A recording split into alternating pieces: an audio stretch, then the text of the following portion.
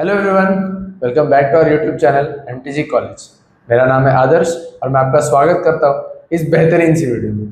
तो जैसा कि आप सभी को पता है कि इस चैनल पे मैंने आपके लिए ऑलरेडी ओसीएम, एसपी और इकोनॉमिक्स इन तीनों के पेपर के एनालिसिस, पिछले 5 साल के पेपर को एनालाइज करके मैंने आपको एक प्रेडिक्टेड 2026 का क्वेश्चन पेपर दिया था।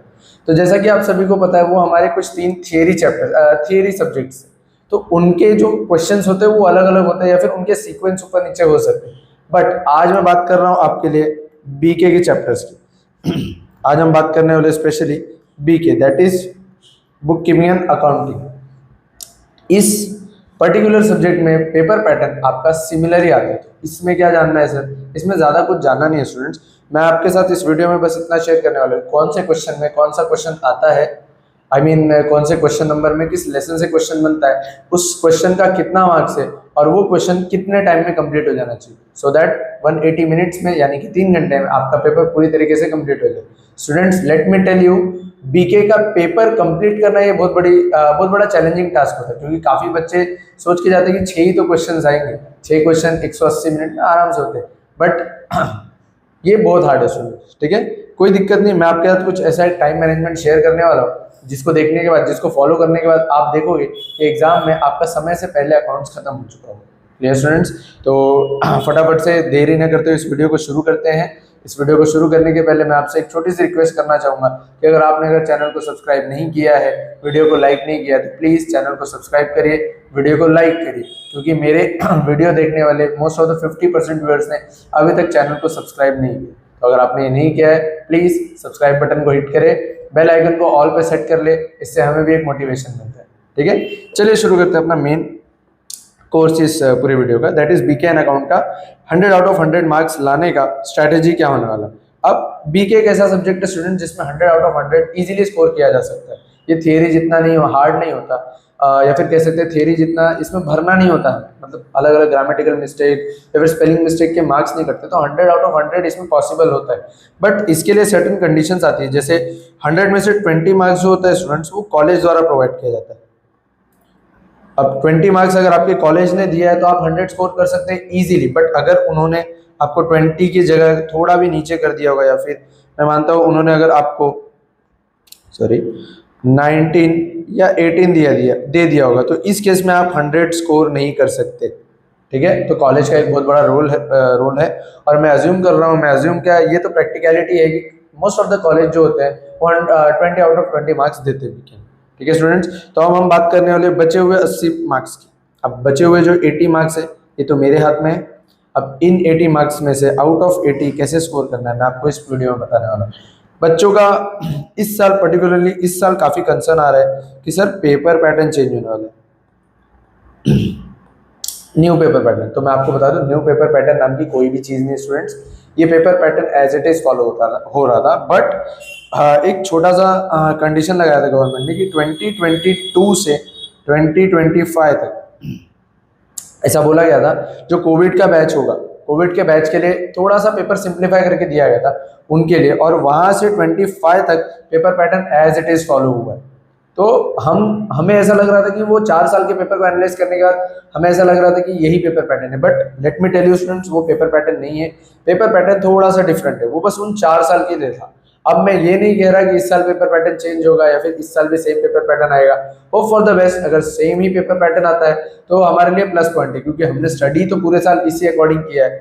तो अगर वैसा ही पेपर पैटर्न रिपीट होता है तो good, well and good, but अगर नहीं होता है तो उस समय पर हमें ब्लैंक नहीं रहना है स्टूडेंट्स, हमें उस समय पे भी रिएक्ट करना है, हमें उस समय पे भी काम करना है। ठीक है, नो प्रॉब्लम। मैं आपके साथ कुछ ऐसी स्ट्रेटेजीज शेयर करूंगा, कुछ ऐसी चीजें शेयर करूंगा जिनको अगर आपने प्रिपेयर कर लिया तो पेपर पैटर्न चेंज हो या ना हो उससे आपको बिल्कुल फर्क नहीं पड़ने वाला।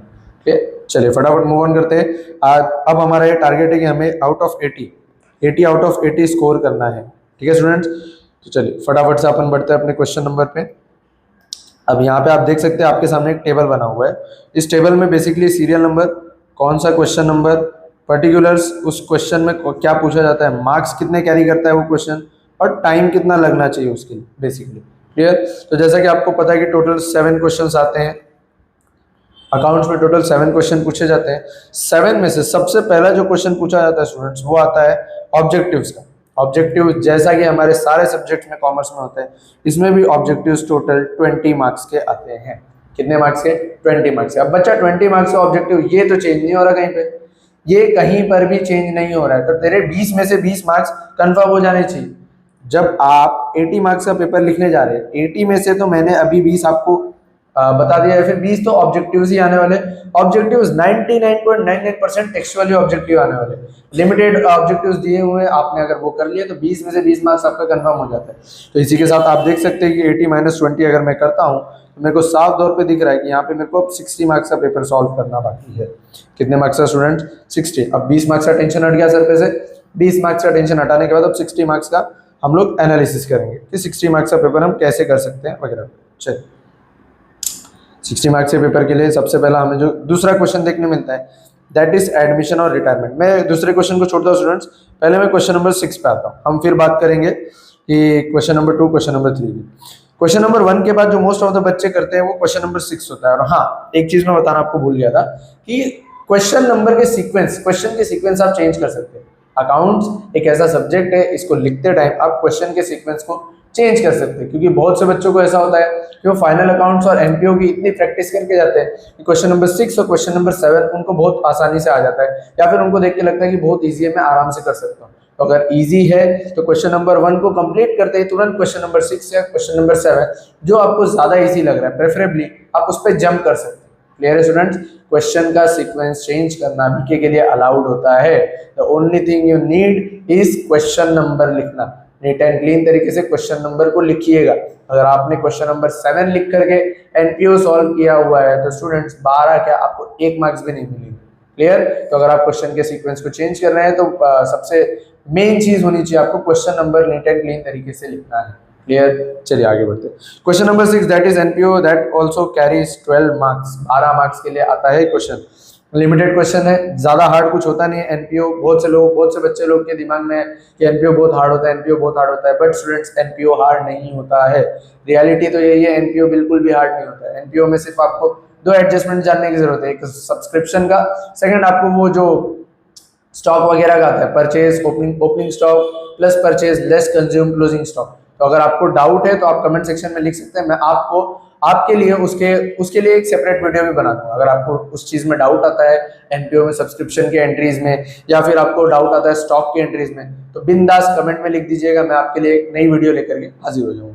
Clear students? NPO 12 marks, NPO में आपको 12 में से 12 मार्क्स आना चाहिए। बच्चा अगर आप 100 आउट ऑफ 100 स्कोर करने का सोच रहे हैं, 100 आउट ऑफ 100 लाने का सोच रहे हैं, तो सबसे पहली चीज आपका question number 1 that is 20 marks, ये डन हो गया है। 20 मार्क्स का क्वेश्चन डन होते ही आपको जो चीज करनी है वो है आपको क्वेश्चन नंबर 6 या फिर क्वेश्चन नंबर 7, दोनों ही 12 मार्क्स के लिए आते हैं। क्वेश्चन नंबर 6 या क्वेश्चन नंबर 7 12 मार्क्स के लिए आते हैं। अब यहाँ पे आप देख सकते हैं कि मैंने यहाँ पे आपको टोटल 20 और 12 24, यहाँ पे आपके टोटल 44 मार्क्स के क्वेश्चन पेपर, 44 मार्क्स का आंसर कवर हो चुका है। मतलब 80 out of 44, sorry 44 out of 80, ये तो हमारा हो गया है।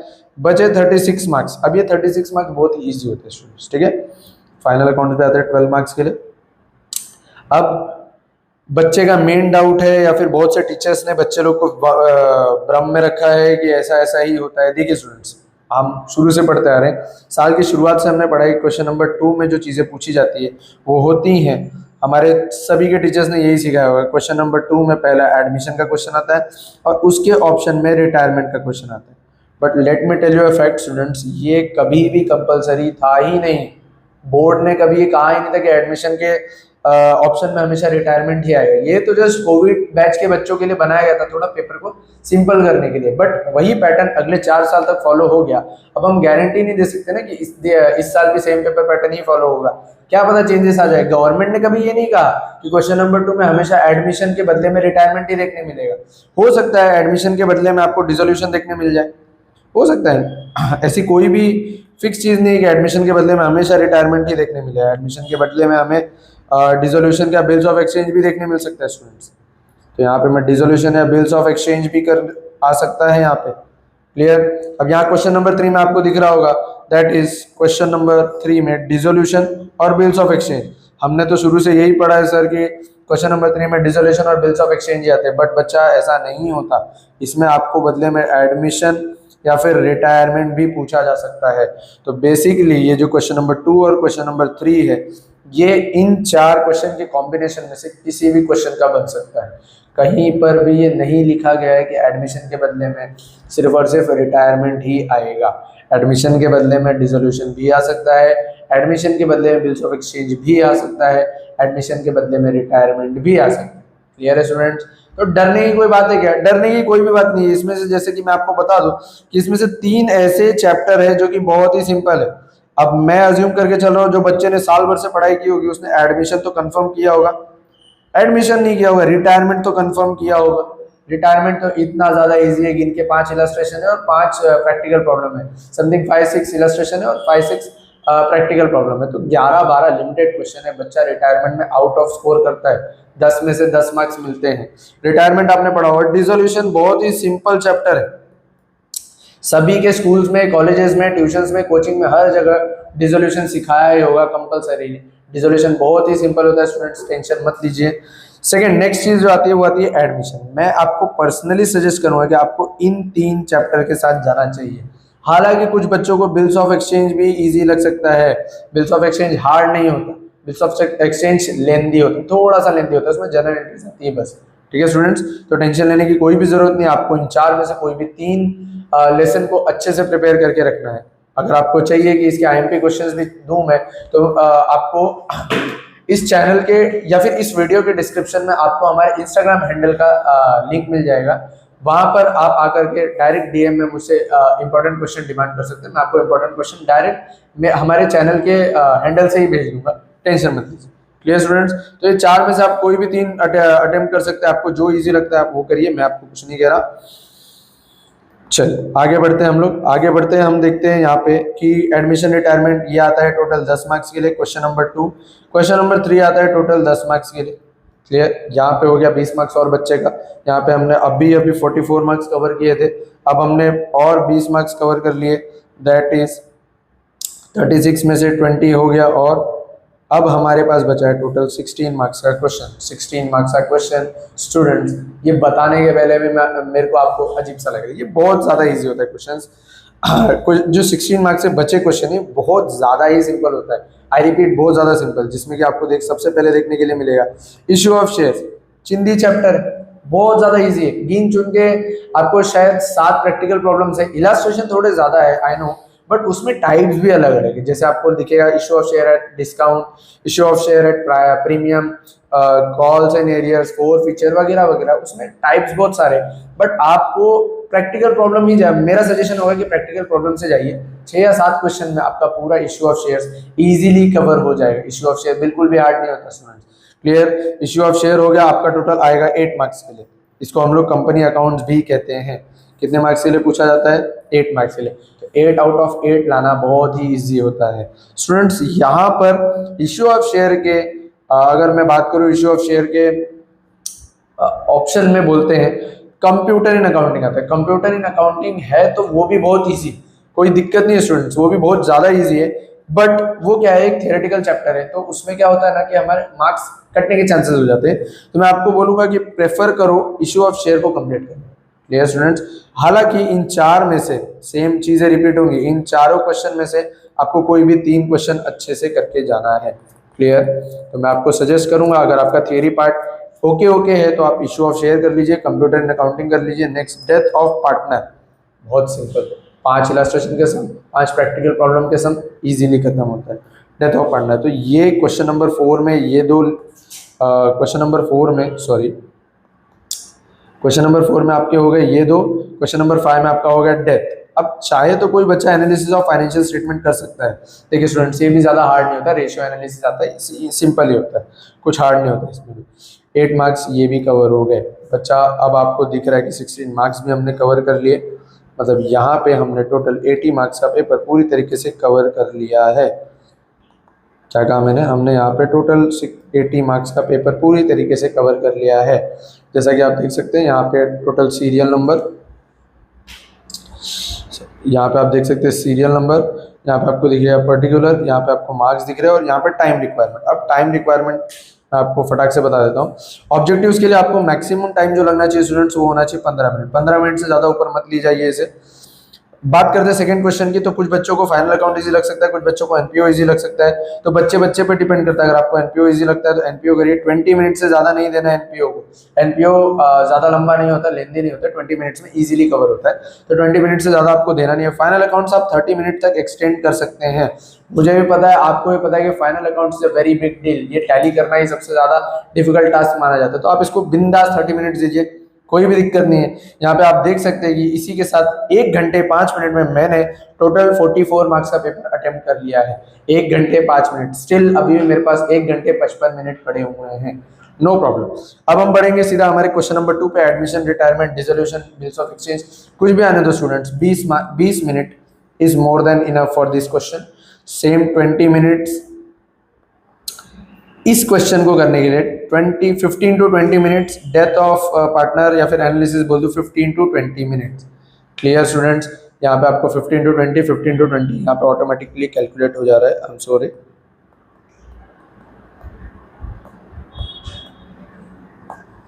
फिफ्टीन टू 20 यहाँ पे भी आपको 15 टू 20 मिनट्स लगेंगे। क्लियर? इसी के साथ आप देख सकते हैं कि हमारा टोटल 15 20 20 40 प्लस 46 80 80 20 100 130 एंड 15 145 मिनट्स। अब जैसा कि हमें पता है कि हमारे पास टोटल जो होते हैं वो होते हैं टोटल 190 मिनट्स। कितने मिनट्स? 190 मिनट्स। 180 मिनट्स हमारे पेपर का टाइमिंग है, प्लस हमारे सेंटर वाले हमें 10 मिनट्स का बोनस देते हैं। तो टोटल हमारे पास होता है 190 मिनट्स। 190 मिनट्स में से मैंने आपको ये पेपर को पूरी तरीके से कवर करा दिया। अब आपको 190 मिनट्स अज्यूम करके नहीं जाना चाहिए, आपको 160 या फिर 170 मिनट्स का ही टाइम देना है। इसके अंदर आपका पेपर कंप्लीट होना चाहिए। और जैसा कि अगर आप प्रॉपरली टाइम मैनेज करते हैं तो आपका कोई भी चांस नहीं है कि आपको 80 में से कम मार्क्स देखने के लिए मिले। ठीक है स्टूडेंट्स? तो आज के इस वीडियो के लिए इतना ही था। मैंने आपके साथ पूरी स्ट्रैटेजी शेयर की है। न्यू पेपर पैटर्न नाम की कोई भी चीज़ नहीं होती है। आई रिपीट, यहाँ पे बोर्ड ने हमेशा से बोल के रखा है कि ये 4 क्वेश्चन कोई भी आ सकते हैं।